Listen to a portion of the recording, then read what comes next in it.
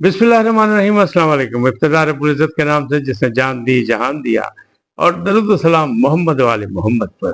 आइए उनके साथ नासिर नकवी हाजिर खिदमत है। नाज़रीन, हुकूमत ने मीडिया से जंग छेड़ दी।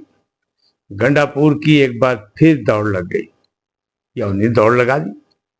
नायब वजीर आजम और तेहरियान के मुकदमे, सदर रईसी का मुकद्दर हादसा या साजिश, इन तमाम बातों पर गुफ्तगू करूंगा आपसे बड़ी।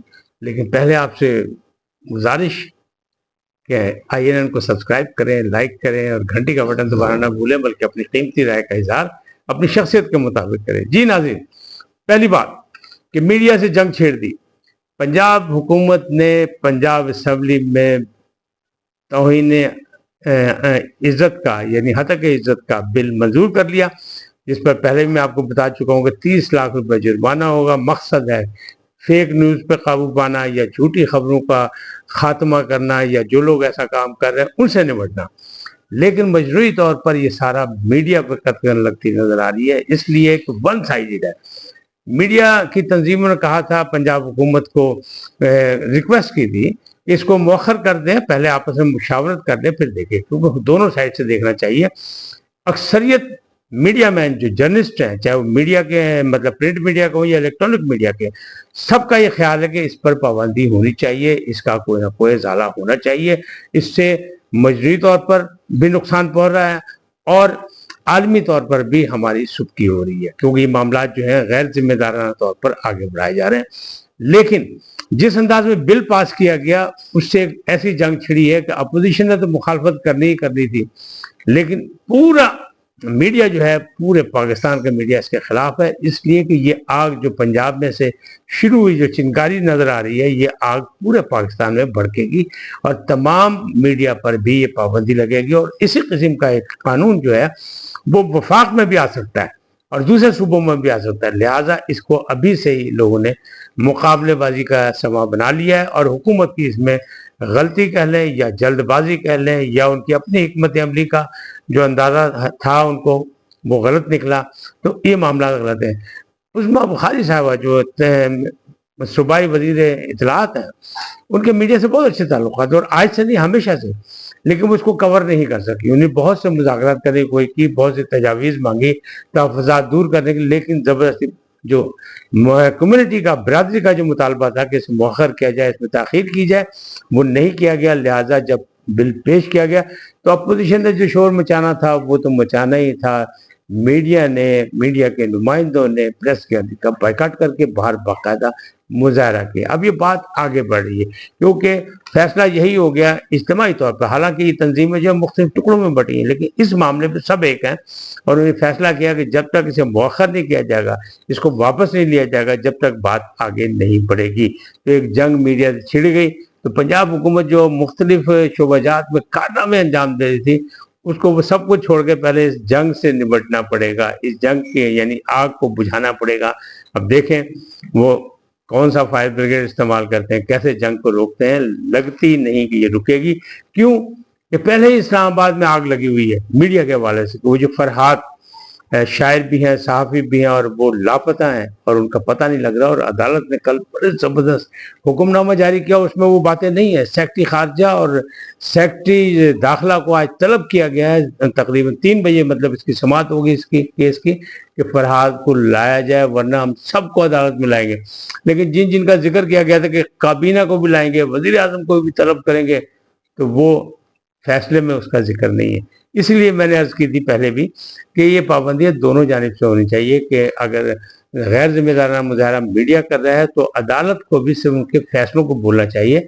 जो जजेस साहबान हैं उनको राय नहीं देनी चाहिए, क्योंकि उससे सुर्खियाँ बनती हैं, पूरी पूरी लीड लगती हैं, बाद में पता लगता है हुक्मनामे में वो चीज़ है ही नहीं।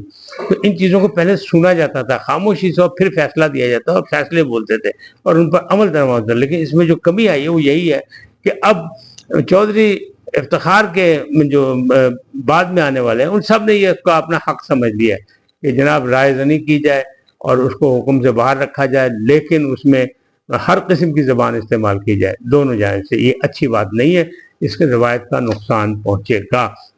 یہ جنگ کہاں تک چلتی ہے ابھی کچھ نہیں کہا جا سکتا، لیکن یہ جنگ چھڑ گئی ہے۔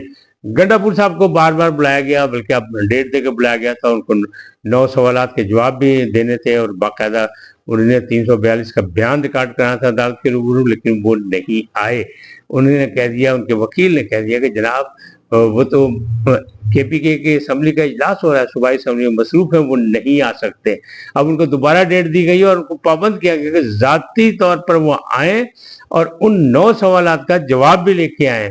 یہ 2016-17 کا مقدمہ ہے جس میں انہوں نے دوڑ لگائی تھی، راستے میں ناکے پہ جب روکا گیا تھا، جس میں شراب اور شہد کی بوتلیں برآمد ہوئی تھیں اور پھر اسلحہ تھا، ناجائز اسلحہ، تو وہ والا کیس ہے۔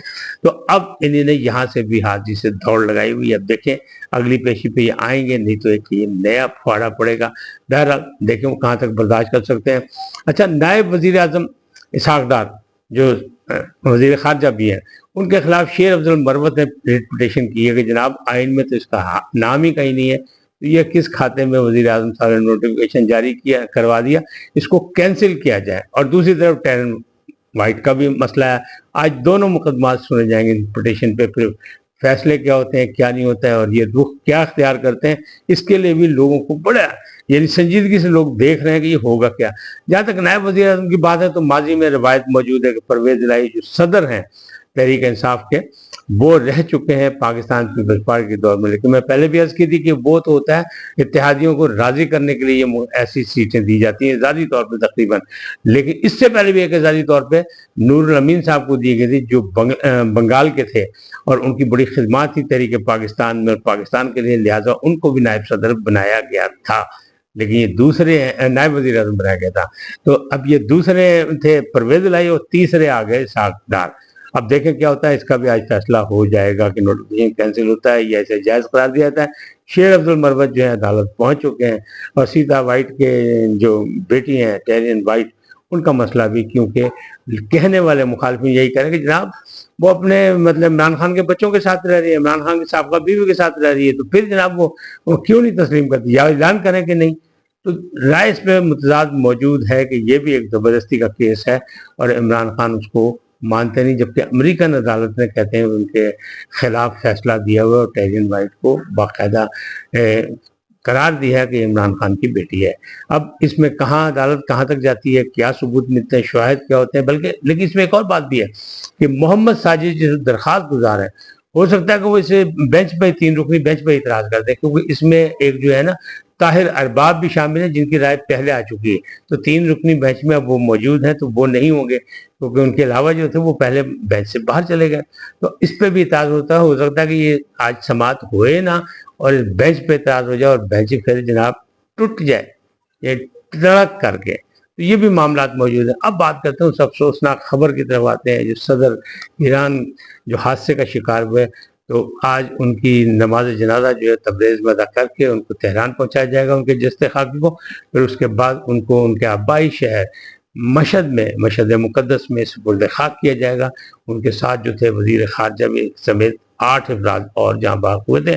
یہ حادثہ ہوا بڑا افسوسناک، پوری دنیا میں سوگوار ہے، بلکہ بہت سے ممالک میں جو ہے وہ کئی دن کے سوگ ہیں، ہمارے یہاں بھی سوگ ہے، آج یوم سوگ منایا جا رہا ہے، کیونکہ ایک بہترین لیڈر تھے اور خاص طور پر عالم اسلام کے، اور جس طرح ڈٹ کر بھازی سے وہ بیان دے رہے تھے۔ تو سابق وزیر جو ہیں ایران کے محمد ظریف، انہوں نے الزام لگایا کہ جناب یہ سازش امریکہ کی ہے، امریکہ ہمیشہ ایسے فیصلے کرتا ہے جس کو ایرانی قوم کبھی برداشت نہیں کر سکتی۔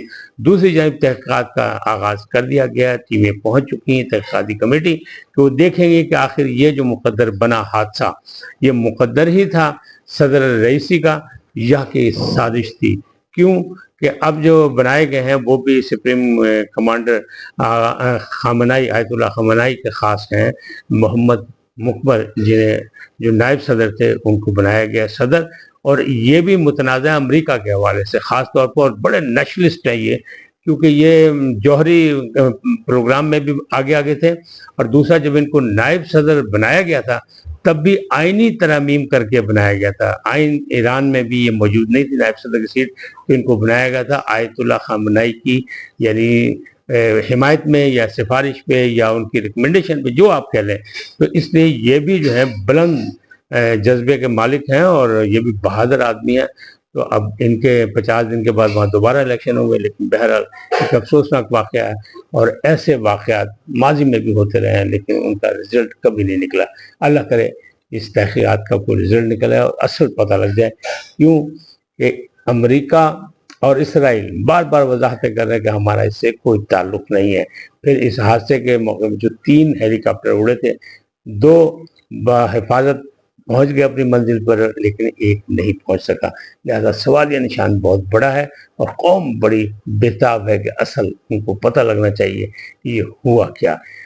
عالم اسلام کی ایک بڑی آواز جو ہے اس طرح خاموش ہو گئی، لہذا عالم اسلام بھی شوق میں مبتلا ہے۔ آج اتنا ہی، پھر ملیں گے نئے موضوع کے ساتھ۔ جاتے جاتے آپ کی درخواست، آئیے ان کو سبسکرائب کریں، لائک کریں، گھنٹی کا بٹن دبانا نہ بھولیں، اور اپنی قیمتی رائے کا اظہار اپنی شخصیت کے مطابق کریں۔ سدا سلامت رہیں، اللہ نگہبان۔